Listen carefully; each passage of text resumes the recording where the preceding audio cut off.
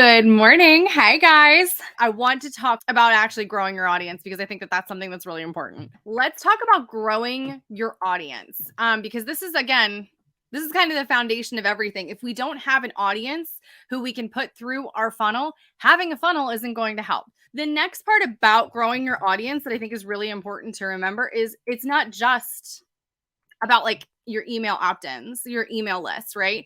You have to actually get people to your site. So we have to talk about social media and SEO and Pinterest in this process. Now, I claim to be none of those kinds of experts. I know. I'm really, really helpful.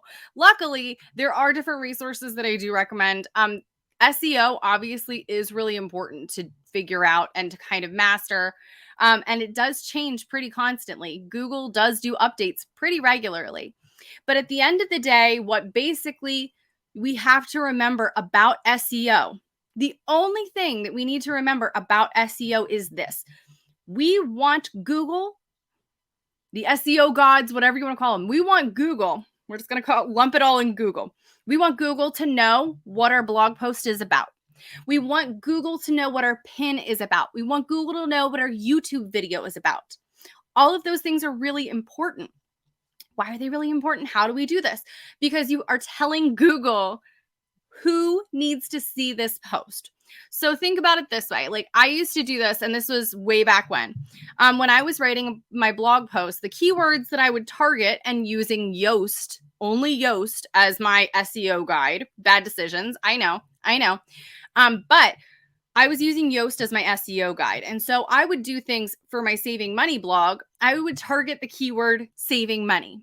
So fun fact, if you don't know this, I'm telling you this now. If you are only targeting, or if you are only using Yoast, if you say like, this is the keyword that I'm targeting and it's saving money, and they give you all green lights, they're like, great job. I thought that this was saying, this is essentially my application to be on page 1 of Google for saving money tag, because Yoast SEO says that it's got a green light.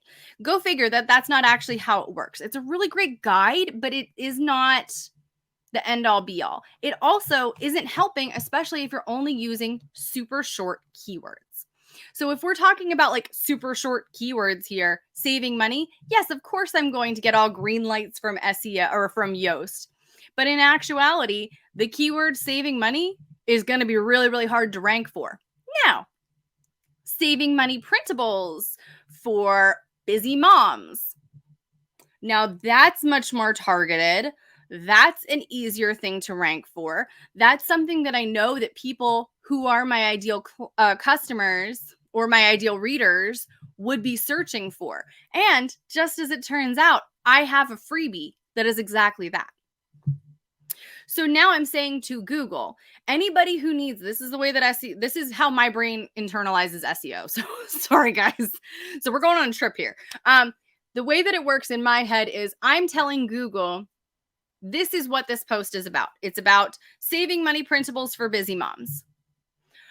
Anybody who searches for saving money printables for busy moms needs to see this. What other things would busy moms who are looking to save money by getting printables, what other things would they be searching for? What other keywords would they be looking for that I can put inside of this post so that I can make sure that they find it?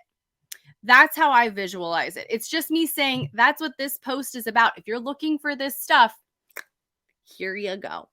So again, this isn't necessarily meant to be like an SEO conversation per se, because again, I don't claim to be an SEO expert. I do not. I do SEO optimize my posts. I SEO optimize Pinterest and YouTube and all that stuff. However, I'm not an expert.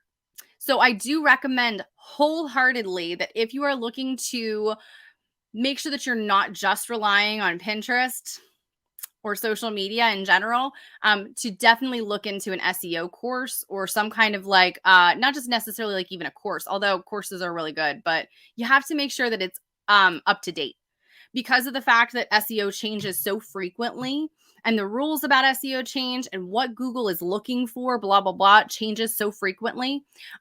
It's hard to make sure that like all of the information that was in a course last year is still accurate this year. The foundational stuff will still persist unless they do like a huge update. But if you're looking for SEO stuff, I do still recommend Stupid Simple SEO. It worked with my overly analytical brain.